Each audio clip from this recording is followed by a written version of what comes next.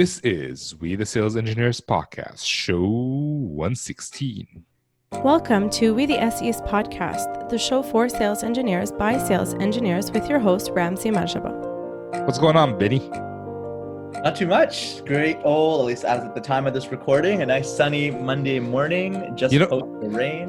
You say that every time. I know. Every time we record on Monday morning and Thursday afternoon, and every Monday morning, it's a sunny Monday morning, whether it's winter, summer, spring, it'll be raining outside. It's just, like you're an optimist kind of person, so I can see that. But come on, man. True. I don't want to talk about the sun anymore because I'm in my basement. I don't see it. Oh, fair enough. Then in that case, it's just a nice Monday morning. But yeah, no, it's I'm looking forward to the show today. It's a really good one. I think our guest will as well. Yeah. How are you? So I'm good. I am also excited about the show. The author of Just F***ing Demo. Freaking demo. Tactics for leading kick-ass product demos. Usually people just know it by the main title, Just Effing Demo. He's on the show. We talk about why he's not in consulting, in SE consulting, why he's still doing the SE job, or in his case, the SE director. And we talk a lot about a lot of interesting things, especially about growth-led, product-led sales and growth, which is not something that I face or I see in my business, but I see it growing around me. And we'll discuss that in a little bit more details later. So, also, maybe something else really quickly is for those that kind of hear the title of the book and, might not share its sentiment or rather, they hear Just Effing Demo and, think, oh, I don't want to hear what this guy has to say.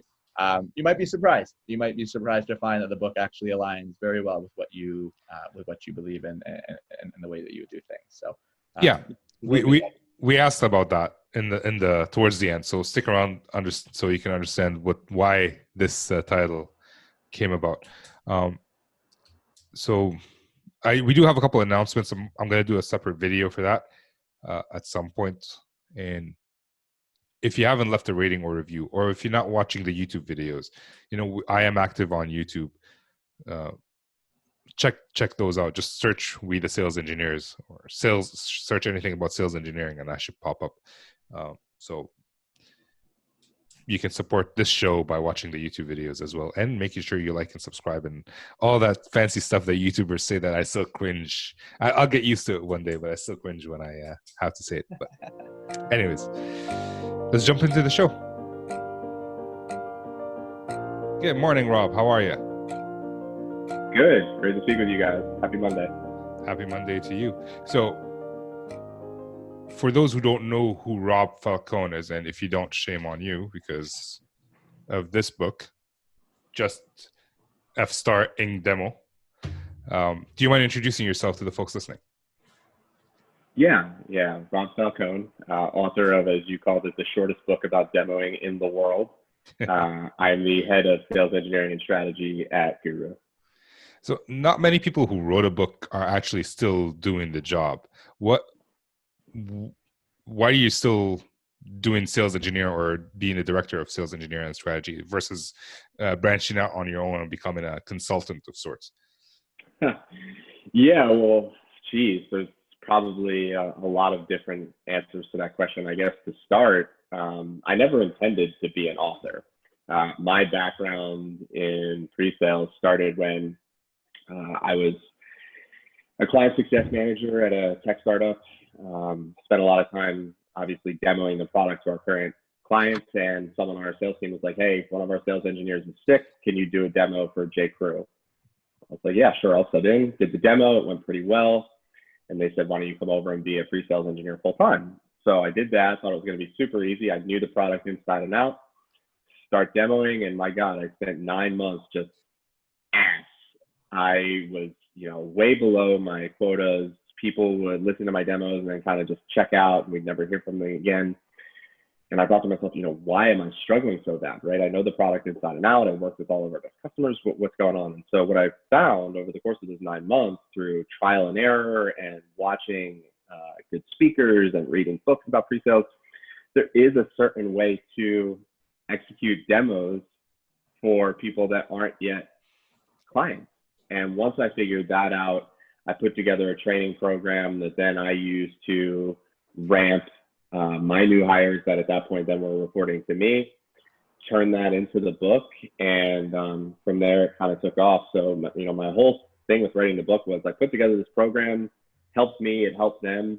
If I could help some other person that's struggling through what I was struggling through, that would have been a win for me. So I guess to answer your question, I'm still actively practicing because I love working with clients. I love managing a team.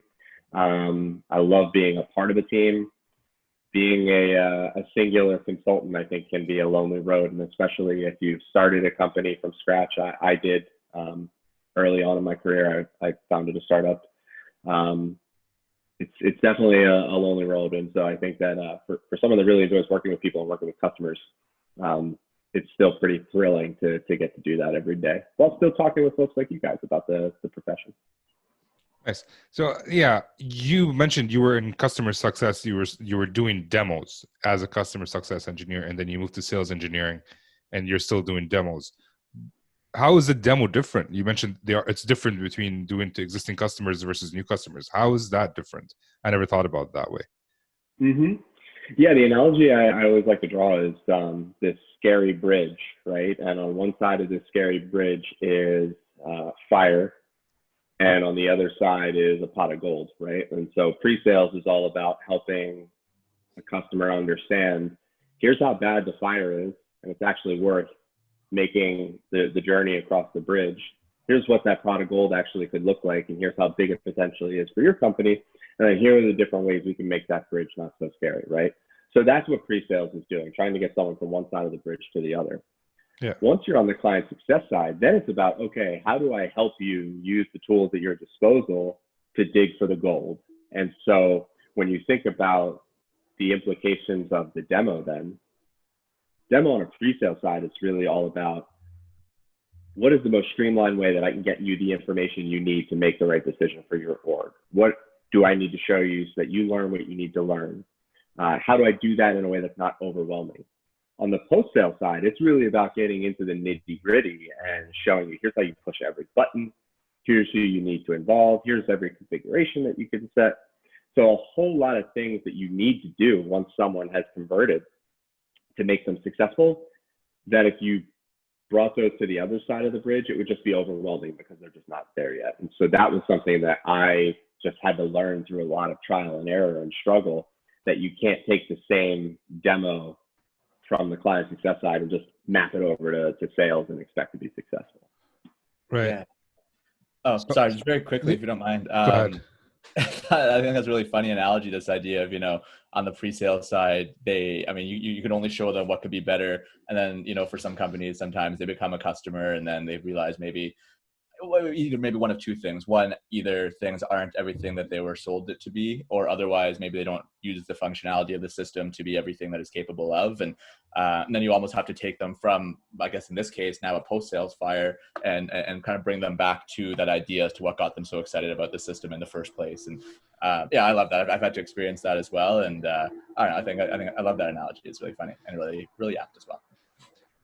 Question about that. Do you see that some of the sales engineers do the mistake of doing a customer success demo versus the other way around? Like that's something that I've noticed personally. I don't know about your experience. Sales engineers who do, like, you click every button in a demo. Do you see that mistake happening often, or is that not something that's prevalent in your expertise? Oh, for sure. I mean, if you think about most onboarding programs, right? I shouldn't say most, but many onboarding programs, when someone first joins the company, what is the first thing that you're introduced to? The product, right? Yep.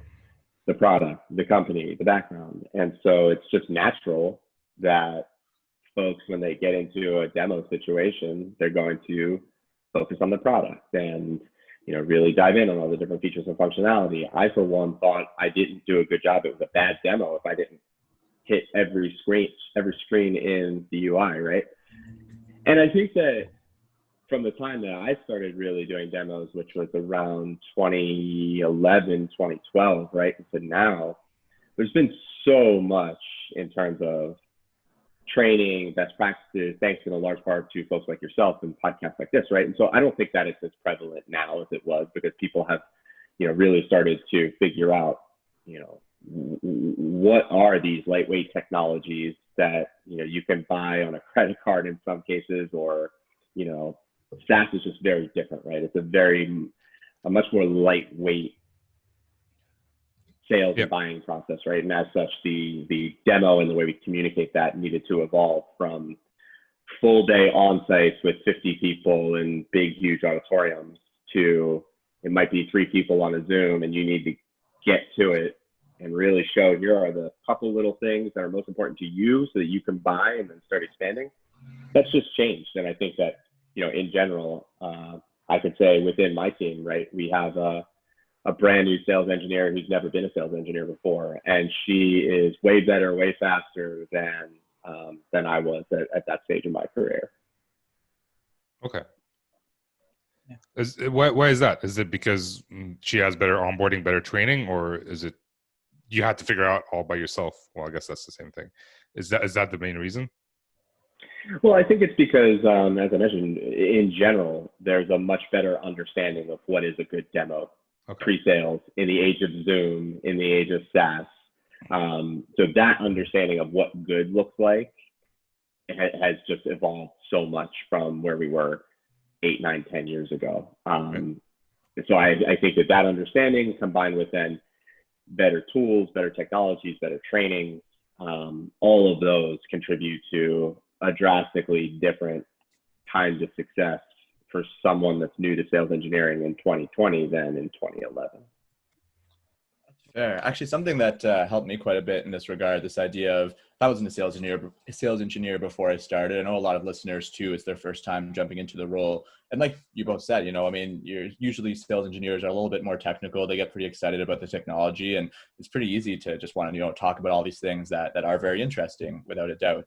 Obviously, everybody has their bias, but something that helped for me is almost putting yourself in the customer's shoes too. And imagine yourself ever receiving a demonstration. And if you only care about certain things, or maybe you're just wanting to kind of get a high level overview of something, and you have somebody digging into the weeds, goodness knows how many times I lose track of what's going on. And so eventually it just kind of clicked to say, wait a second, Vinny, I mean, if you're doing the same thing to the people you're speaking to, it's probably not resonating nearly as much as if, if you kind of spoke to them at a high level, like that really effective demo that you watched that one time really was. And there's always going to be that opportunity too, to dig in deeper. And something else I found helpful too is that if people have questions about things, you could always dig in deeper after the fact, as opposed to getting down into this wormhole that might be a little bit hard to get out of. So yeah, no, I love that. And just in general, for those that are excited about the technology, trust me, you'll have the opportunity to geek out about it eventually.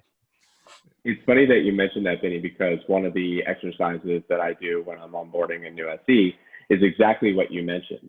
And putting the person in the buyer's shoes can sometimes be difficult, especially for someone that's earlier on in their career that probably never has had the experience of being a buyer on the other side of the table, right? So what we do is I'll ask, what is something that you bought with help from a person recently? It could be a car, it could be a wedding ring, it could be a house, apartment, pair of pants at, Bonobos, right? So I'm curious to ask you, if you were to put your finger on something, have you had any assisted purchases recently in your personal life? Oh, I guess, yeah, let me think. Undoubtedly so. I'm trying to think of anything I bought recently. Pre-corona, I guess. Yeah. Also true, yeah. Even something as simple as I just put a bed together yesterday rather, and went to IKEA just kind of with a general sense. This is a bad example, but it'll work.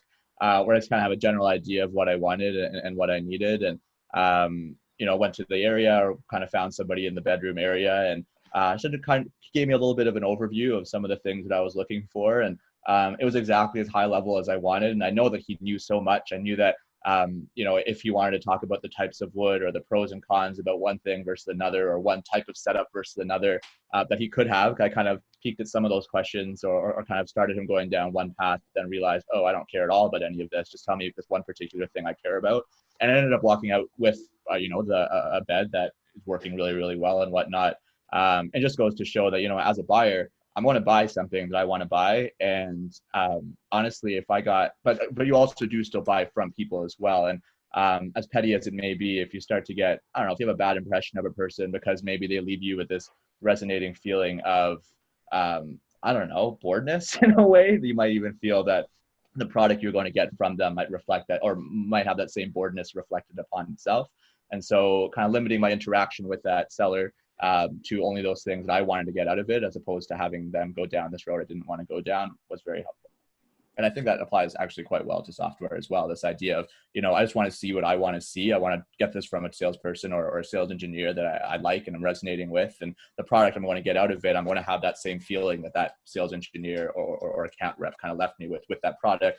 Whereas if they kind of get down this wormhole that's really boring or off track or whatever, then I'm going to have that same association to the product, where it's just this product that I'm never going to really use to its full potential because it has all this functionality that I don't care about.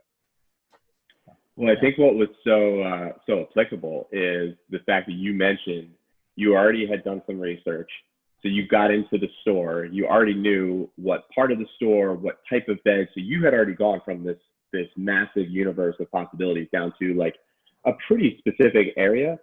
And what made that a good experience, it sounds like, not putting words into your mouth, was the fact that they were able to figure out where you were in the process and meet you there, as opposed to just starting you from the beginning of their script, right? And I think that that's something that we're seeing more and more, particularly in technology companies and in SaaS companies, where it's easier than ever for buyers to educate, right? Not only going and Googling and doing research that way, G2 Crowd and review sites, but they can also get in and they can more than likely try either your product or your competitor's product, right?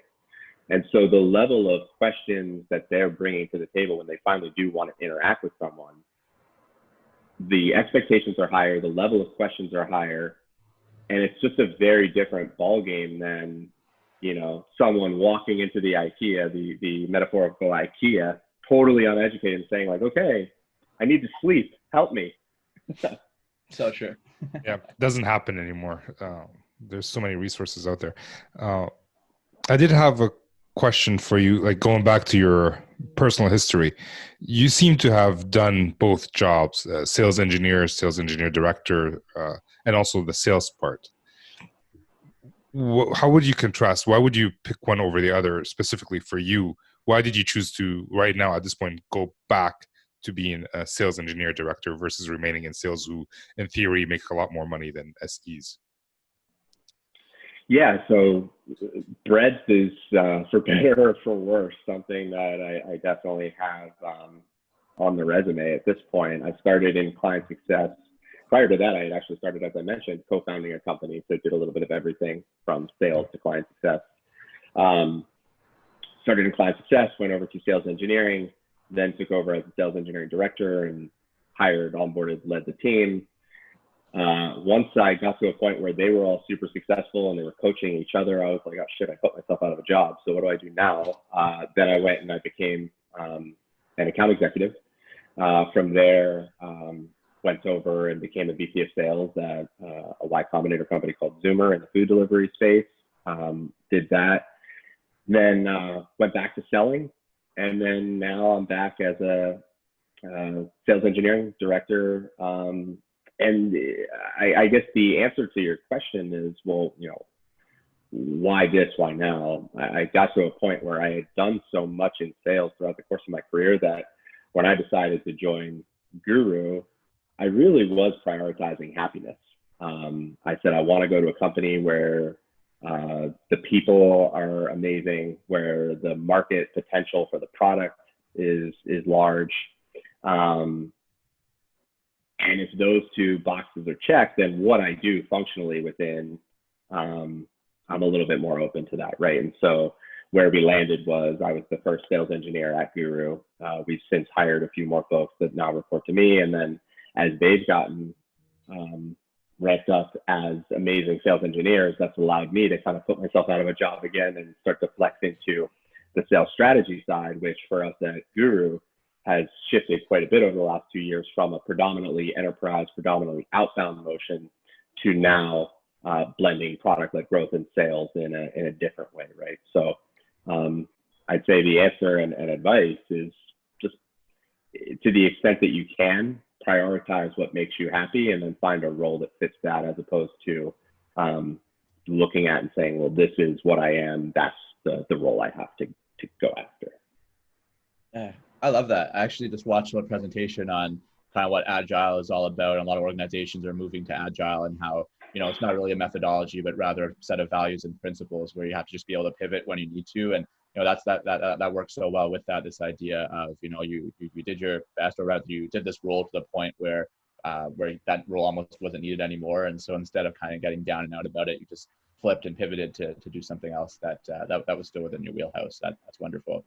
You did say something else, though, that was kind of interesting, and maybe it was just a figure of speech, and if so, then call me out on that. But you did say, for better or worse, you do have that breadth of experience, across whether it be the post-sales side as a CSM, and then on the pre-sales as an AE or an account rep and an SC, and then obviously as a business owner as well before that.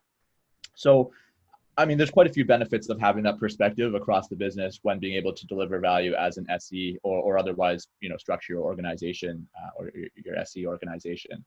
What's maybe the flip side of that? Or are there some dangers that people that have that breadth of experience should maybe be aware of, or should caution themselves into when they're in a position like yourself, to be able to structure a whole organization below you?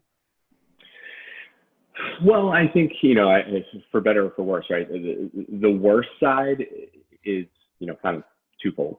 One is, personally, it can be difficult if you have this breadth where you aren't necessarily as deep in one specific function as someone who spent 10 years as a sales executive, right? Or someone that spent 10 years as a sales engineer. If you're in one of those two camps, you probably really enjoy that role. And if it's a question of like, okay, I want to go to another place, what am I going to do? Hey, look, probably the same thing, right? So I think just mentally, it's a little bit easier there. And then on the flip side, it's also a lot easier for the hiring team to say like, okay, this is the box that this person fits into, go. It's more difficult for both sides when you have someone, I think, that has a breadth of experience, but the reward, I think, when you find someone that has that breadth and has that perspective, the reward can be that much higher. Case in point that I talk about with folks internally is, when I first started as a sales engineer, I thought like, oh, I'm carrying these deals, I'm single-handedly winning, everybody's relying on me, rah. And I probably had an outsized perspective of the role that I was playing in closing deals, because like so much did hinge on the demo at that point in time. And it wasn't until I started carrying a bag as an account executive that I realized, whoa, like, prospecting is really hard. Getting people on the phone is really hard. Getting someone compelled enough to take a first demo at that time was really hard. Project managing internal people and internal politics was really hard. Project managing external, like how do I get to the champion to get to their decision maker? All of those things were really hard, right? And it wasn't until I did that role that I was able to have that empathy, and that made me a better SE because I worked better with my account executives. And then the same thing as a VP of sales.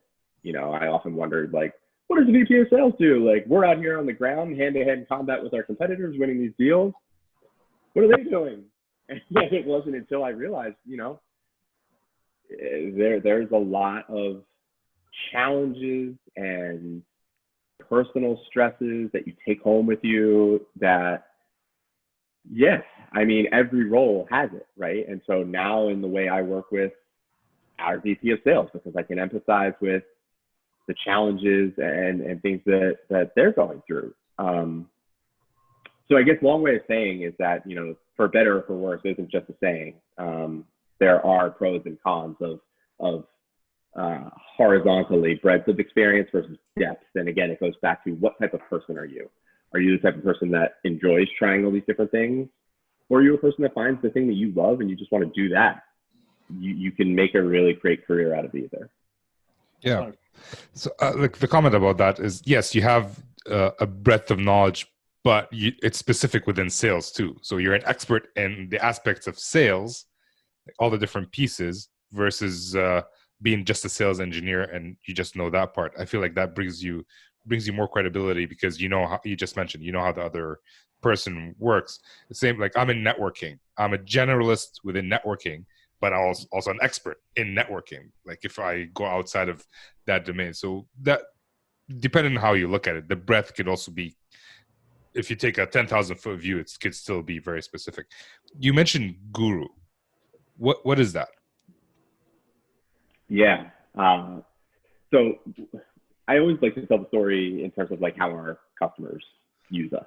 Our customers use us because they want information delivered to them wherever they're working. They don't want to spend hours, running around looking for information in different systems, paying different experts for help, or on the flip side, answering a ton of repeat questions from people looking for information if they are the expert. And a good example of this is SailPoint is one of our clients, and Sarah on their data analyst team said that before COVID, they were seeing about 35,000 Slack messages a day. As soon as the stay-at-home order went into effect, that number jumped up to 60, right? So that's 25,000 Slack messages that the day before were happening in real life. Hey, how does this product work? Hey, what do we do for this process? Hey, do we compete with this person and how, right? All that was happening in person, and now all of a sudden we're remote, and that's all online. And so when you think about you're on with a customer and they ask you a question because they're pretty well educated at this point, and you're going, crap, help, at channel, who knows the answer?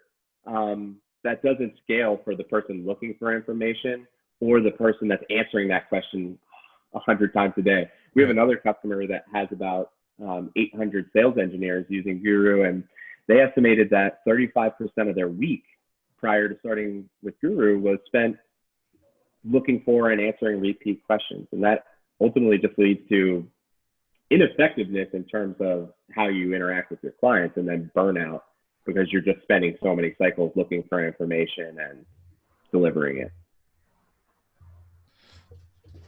That's very interesting. And I'm on the Get Guru website. It is focused a lot more on people trying it out first before getting engaged with the engineer. Is that right? Yeah. We're one of the many companies that has kind of embraced product-led growth.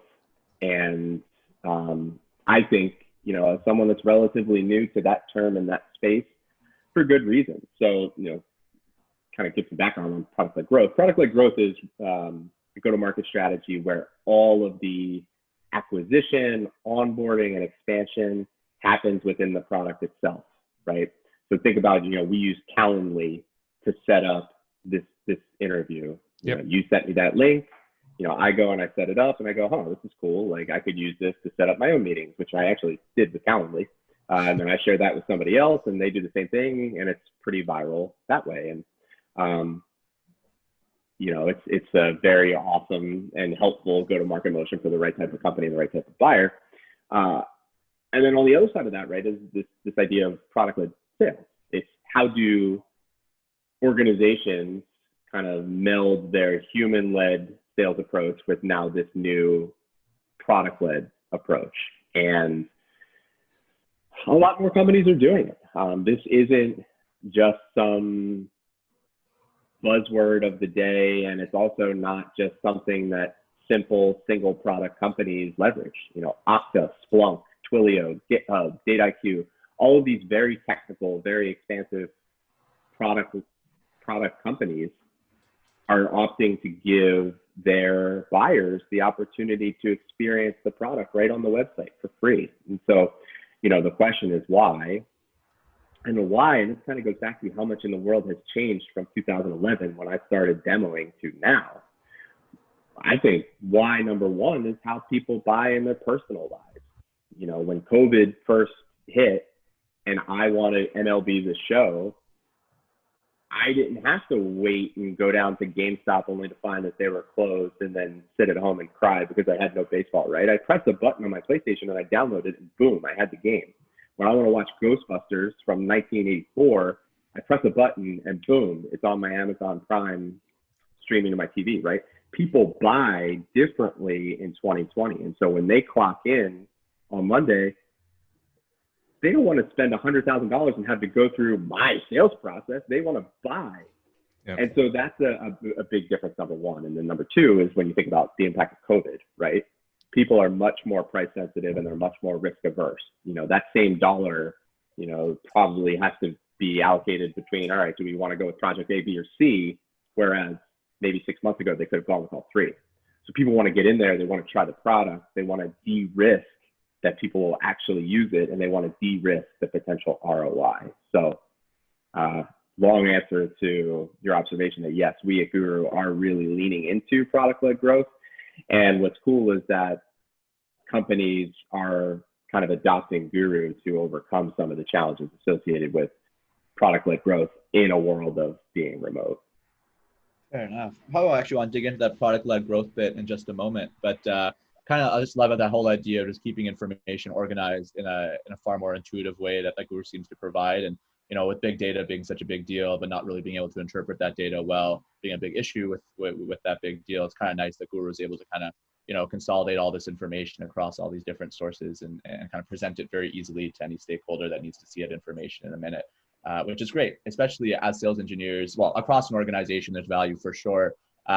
We've just through the sales engineering context that we're in right now, though, it's crazy how much information a lot of SEs have to be aware about across, their product line, but then even information about what happens after they become a customer, and then obviously competitive information, as you say. And so having a nice central tool that brings all this information together across all these different sources is so valuable. And so, yeah, I could see that being quite well, and very aptly named as well. If it's something you need to get, so get Guru. That's great. And the funny thing is that when you think about the impact of these challenges to sales engineers are really doubly impacted by it, because in many cases, they are the guru. An account executive needs help, with a specific product feature or competitive intel, they go to their sales engineer, right? And so you have the sales engineer getting pinged with all these question after question after question over 25,000 times in the case of SailPoint, right? On the flip side, there's a lot of times where sales engineers are the seeker of information. So they're the ones running around pinging the product managers or the engineers saying, hey, how do we do this, right? So this whole phenomenon that we're seeing with so many different apps that people have to use, so many different places that they have to look for information, they can't trust that the information is up to date. They're just going to go and run to the expert. That has like a doubly crushing effect on pre-sales teams, which is, I had never really appreciated that until I got to Guru, but it's pretty wild. Agreed. Yeah, in my role, I'm in networking, and a lot of questions. Like I said, I'm a generalist, so I get a lot of questions from customers expecting me to be the expert, and I have to give a response really quickly. Otherwise, I'll lose credibility, and it just sometimes takes an email and then putting it on my calendar again to remind me to send the same email to the same PM to make sure that he answers the question. Like, it's just, yeah, I get that. But in terms of not specifically Guru, but in general, product-led growth and product-led sales, do you see a challenge that SEs are, a different challenge that SEs that are going to have to overcome, being that they're not the first ones to show the product? Somebody else is going to look at the product first. How do we overcome the challenge, and are there opportunities that come with that challenge for sales engineers? Yeah, the challenge is real, and I love a good analogy. So I'm going to use Vinny's IKEA example again, right? He walked into IKEA, already had a pretty good understanding of what he was looking for, probably like a very specific question or two in mind. He was able to walk right to where he needed to walk, and he was already in the ballpark, right? So when he talked to the person that works with IKEA, he's got a question, and for them to say, like, that's a great question. Wait here for 20 minutes while I go find a bedroom sales engineer to come and talk to you. He's going to be like, screw this, I'm out. The same thing is happening in tech sales, where before the SE could be the single most expert of product information or the best at demoing. Buyers don't want to wait 2 and 3 and 4 meetings to get to the product. They want to see what they want to see on the first conversation. And so, I see a lot of different things on LinkedIn about, kind of the mindset of never demo on a first conversation, or don't dash to demo. And certainly there's no one size fits all rule, right?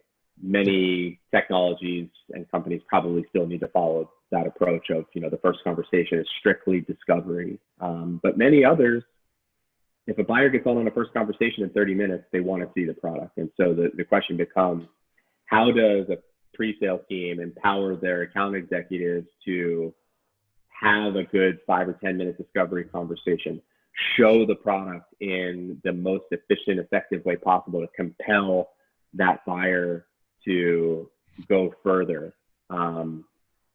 Definitely a challenge, especially when you have a 5-to-1 AE to SE ratio. The SE can't be on every first call. So you need to do things that are a bit more scalable in the context of how our buyers want to buy today.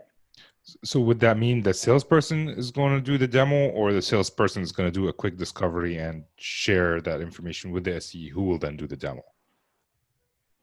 Yeah, it's a good question. I mean, it speaks to new techniques and new technologies, right? So at Guru, for example, our account executives are really savvy product people, right? They understand the product really well.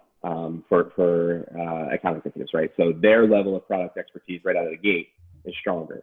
And we also have our SE team providing them with demo best practices, product information that's super accessible, everything that they would need to do to execute a good first conversation. And then the way that first conversation typically goes, because our buyer probably has either tried our product, tried a competitor's product, done a ton of research, right?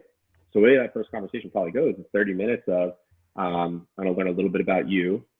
I'm going to tell you what we're seeing from companies that we work with and see where you qualify yourself and pattern match with what they're experiencing. I'm going to ask you some questions, and all of this in like 10 to 15 minutes. Right. I'm going to show you what I think is the most important piece of the product that matches to what you're talking about, ask you some more questions to see if it's a fit, and then make some recommendations of next steps.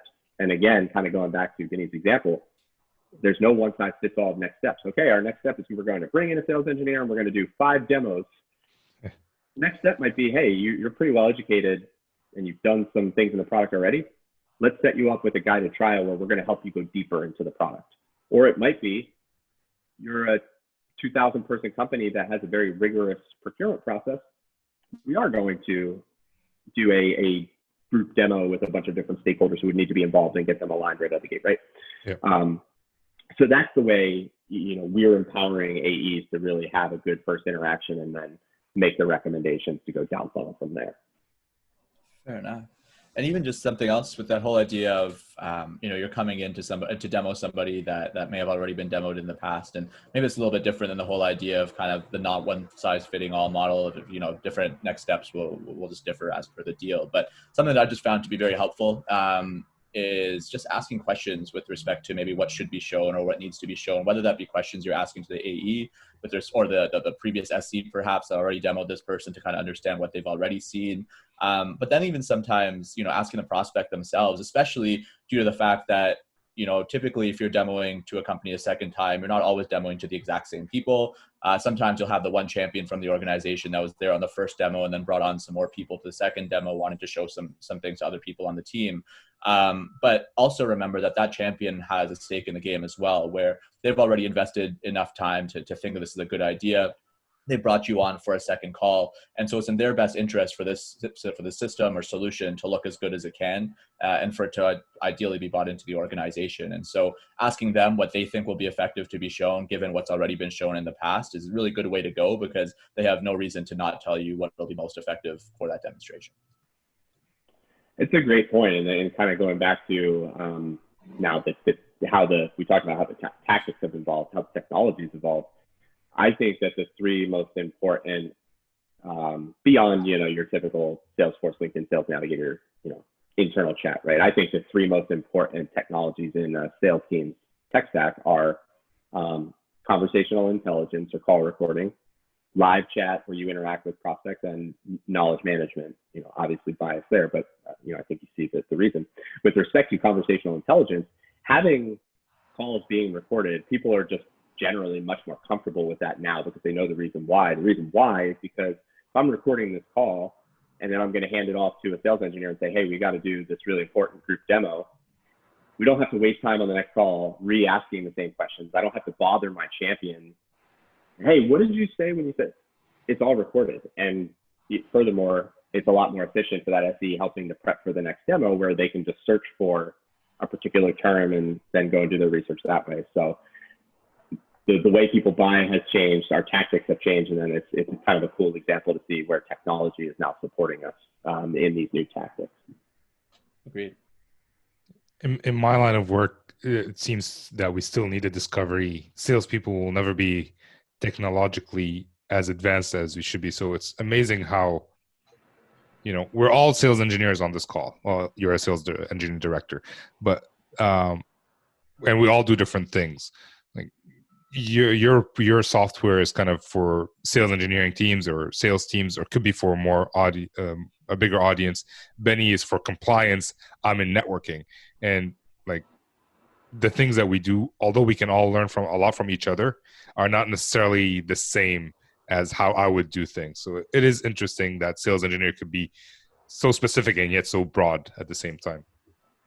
And it's a great point that you bring that up, right? Because we're talking about even, tactically from meeting to meeting, figuring out what our buyer needs and wants and delivering that.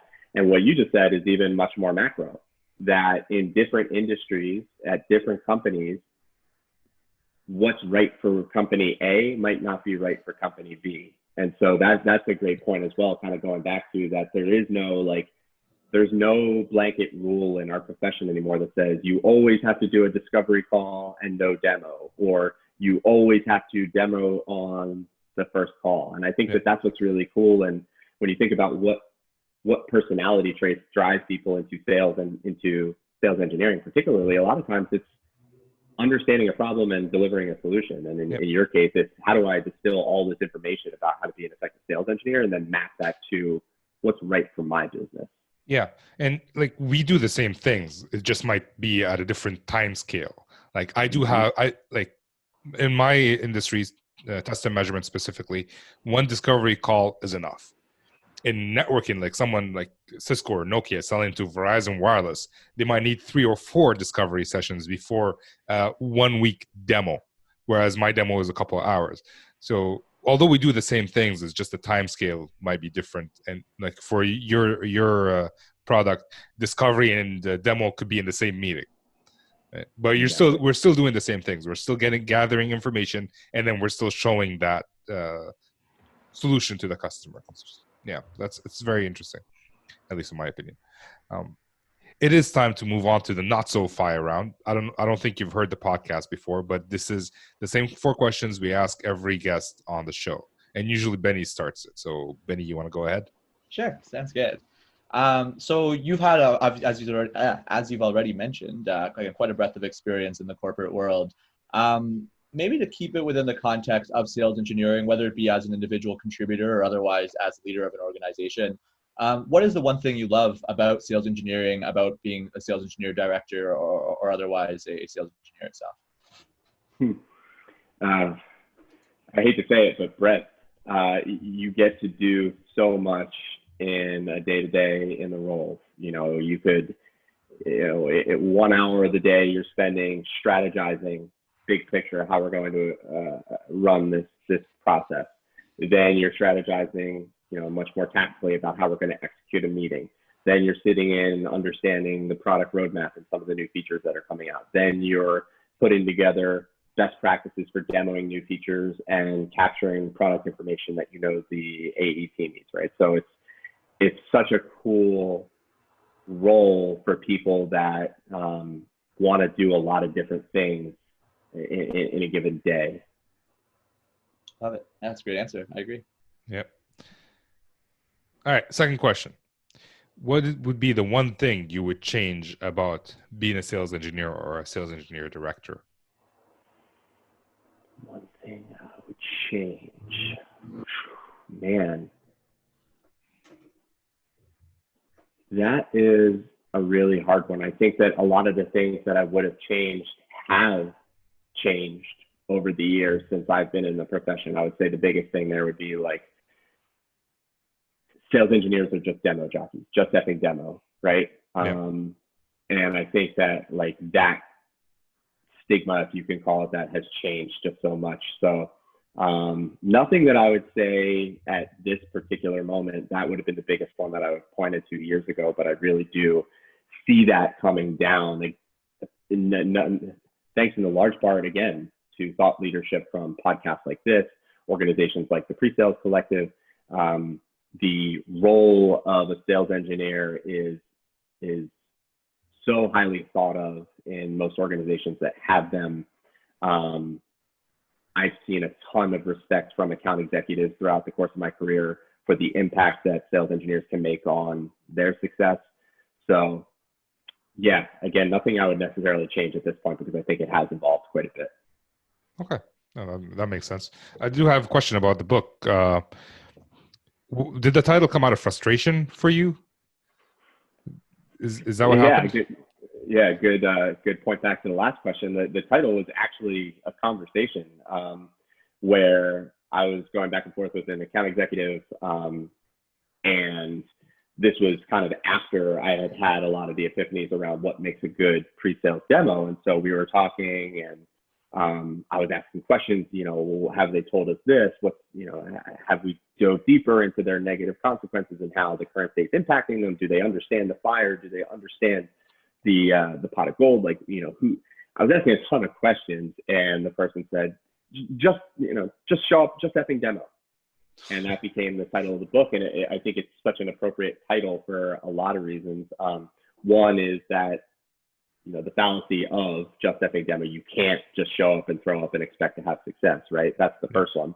The second one is a lot of the materials and best practices that I had read when I was trying to improve were probably much more geared towards, like you were saying, Ramsey, around, much bigger, much more complex, much more drawn out year-long sales processes where it was like, okay, go on site and interview every single person for a day before you put together your first demo. And I'm like, well, great, but I have my sales demo in an hour, so that's not going to help.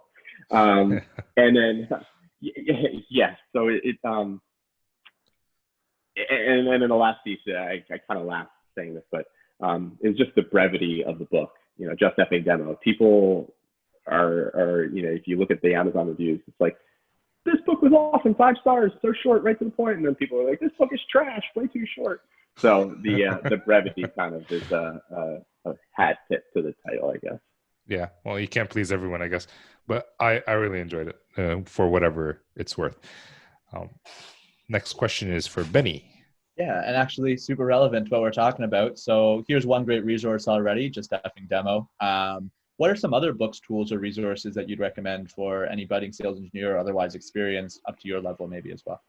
Probably the first thing that I would say, because pre-sales, the kind of second piece of the word, sales, I would recommend any of the really good books around sales. Probably the best one that I would suggest is Sales EQ by Jeb Blunt, because it really goes into the psychology of sales and the psychology of buying. That's something that pre-sales and sales engineers really have to be cognizant of. It's not just about how much you know about the product and how well you can demo it, but you really have to remember, kind of as Ramsey said earlier, people buy from people, right? And there's a person on the other side. So I would recommend the Sales EQ. And then, believe it or not, like even kind of the venture outside books, I really enjoy watching good speakers, because if you look at good speakers, and in particular, I know this is going to sound weird, but magicians, they do such a great job of keeping you on the edge of your seat, and telling a story and giving you only the most important information that you need, and then holding some back and then giving you a little bit more information later. So I think that any resources that pre-sales folks can look to help shape this, right? The interpersonal interaction and kind of the performance of engaging with customers, especially now when everything is on a Zoom. people are kind of half checked out anyway now. Like their kids are running around in the background, their dog is jumping around. It's really a higher bar to captivate and maintain people's attention. So I'd say anything that can help there would be a resource that I would recommend. Yeah, maybe even in the same token there, I love the idea of a magician because they craft their craft to no end. Same thing too with comedians too. If you really enjoy a comedian, a really well-spoken one anyways, there's some garbage comedians out there, but a really good comedian, a really well-spoken one is so powerful with respect to how they convey what they want to convey. And I couldn't recommend that enough. That's awesome. Thank you. Speaking of comedians, there's an engineer turned comedian who helps engineers get some humor. His name is Drew Tarvin. He has a book called Humor That Works. I've read it. It's a good book. If people who have a hard time being humorous want to learn a little bit more about that, you can check out the book. Last question of the day, or question before last. What separates, in your opinion, great SEs from the okay or not so good ones? Just one trait. Well, we have 10 minutes. So 10 minutes worth of traits. What separates the good from the great? Well, I think, similar to sales in general, and you kind of said it. Of course, I'll start there. Dedication to their craft, right? You can't just learn this and say like, okay, I'm an expert. You constantly have to be pivoting, evolving, adding new tricks to your game, because you're probably the one that's, as the product evolves, you're kind of expected to be that expert, right? So I think dedication to the craft is one. Second one is listening. There's no demo script that you're just going to go through start to finish. And I had a conversation with one of our customers around this, and she was asking me for tips, and so I said, well, can I turn it around to you and ask you your thoughts about buying? And she said she just hates a bad demo. To her, I asked her, what constitutes a bad demo? And she said, when people have their script and you can't knock them off it. She said, it has to be relevant to me. And if I tell you something in the meeting, I expect you to pivot to be relevant there. So listening is another example. And then the last one is flexibility. There's just so much, kind of going back to that breadth point I made earlier, what makes the role cool. There's so much that SEs, good ones, are able to take on and just wear so many different hats and really embrace that, as opposed to see it as a burden. So flexibility would be the last one. These are all interesting points, and we've heard listening before. The other two we haven't, for some reason. I think they're taken for granted, but sometimes the basics is what we like. You need to be dedicated to being an SE to become a good SE. Imagine that. Who would have seen that one coming? But yeah, so thanks for those. Last question of the day, though. If people want to reach out to you, where can they do that? So LinkedIn is the best place. Feel free to add me as a connection and just drop a note in there. If this was helpful, or if you thought it was trash, I'd welcome constructive criticism too. But yeah, Rob Falcone on LinkedIn. Get Guru is, I don't know how many Rob Falcones are floating out there, but that would be the best way. No, we'll have a link for your LinkedIn in the show notes, which is show 116. And another great skill, or what separates great SEs, is being coachable. You're a sales director and still asking for constructive criticism, which is not something you see every day. So thanks for that. Any last words? We're pretty much done. So any final thoughts before we go? Thank you guys for having me. And to the folks listening, I hope this was helpful. I kind of said it early on, but I wrote the book because I thought that if I could help folks avoid the many mistakes that I made, that was a win for me. And I do talks like this for the same reason, that if I can help you succeed in some of the ways that I've been fortunate enough to, or avoid some of the mistakes I've made, it's really quite an honor to be able to do that. So. Well, thanks for coming on. Thanks for sharing your experience. We look forward to talking to you again at some point in the future. Take care. And that brings us to the end of the show with Rob Falcone. That was an interesting interview. Like, I'm not used to SaaS, selling SaaS. So when people talk about doing discovery and demo in the same, you know my thoughts about that. Like, it's not generally, I don't think it's a good idea, but when you have something like that, I understand that I'm babbling. Customers always ask me, even though my products are a little bit more complicated, they ask me for a demo on the first date, I guess. And it's very hard to push them off. So I can imagine that in SaaS, when someone's already tried the product, it'll be the same thing. Do you kind of go through the same stuff even in Yeah. clients? Yeah, a little bit. I mean, it's a different type of demo and doesn't really happen nearly as often. So like there will be here and there some times where for a first call, you might be asked to demonstrate something, and this is actually the level of demonstration that we expect our AEs to be able to do, as opposed to having an SE come in. So just come Okay. in and give them a cursory view of things, but the real demo is when you get somebody like an SE in to give a proper presentation. So Yeah. yeah. We don't expect our AEs to do anything with the demo. Fair enough. We don't expect them to know how to turn on the software. Well, definitely speaks to that technological ineptness you're speaking to. Really. Well, it's not ineptness. It's yeah. They're focused on one thing. We're focused on another. I gave this analogy on. I did a LinkedIn live with Dean. I don't want to butcher his last name. I'll put it in the show notes if you guys want to watch it. And I give the analogy like a salesperson is a race car driver, right? And the SEs are the mechanics, those who can change the tires real quick, fill up gas. So if you think of an F1 race, you don't want the salesperson to be going around doing the race, then getting into the pit, getting out of his car, changing his or her own tires, filling up her own gas, getting back in the car and driving, right? Their job is to just go as fast as possible, find as many opportunities as possible, close as many opportunities as possible. And I will take care of the demos. I will take care of the technical questions. I don't want you to worry about that. So Sure. yeah, that's a really good analogy, by the way. I like that a lot. Thank you. I appreciate that. I thought of it on the spot. I didn't say it as well as I said it right now because I've been letting it percolate in my head for the last couple of days. So good though. Yeah, that's really good. But yeah, no, so that's a really good point. Yeah, that's entirely fair. I take that back.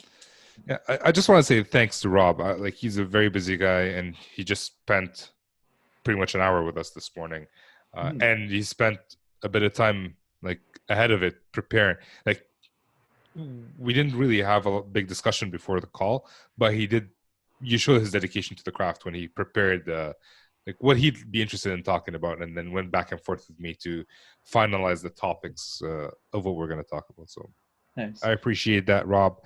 And yeah, so any last words, Benny? No, I mean, I definitely share your sentiment. It was a great show. Definitely very thankful for having Rob on. It was really cool to have somebody with the breadth of experience that he did, and to be able to share some of his experiences and share some great analogies along the way. It's a show is full of great analogies, and come to think about it, was definitely a privilege. So yeah, no, definitely great. Well, I think that's also the basics of sales engineering, storytelling. People understand better with analogies than without. I think even Peter Cohan wrote a blog post about that recently. So sure. All right. Well, with that, this is Ramsey for Benny signing off.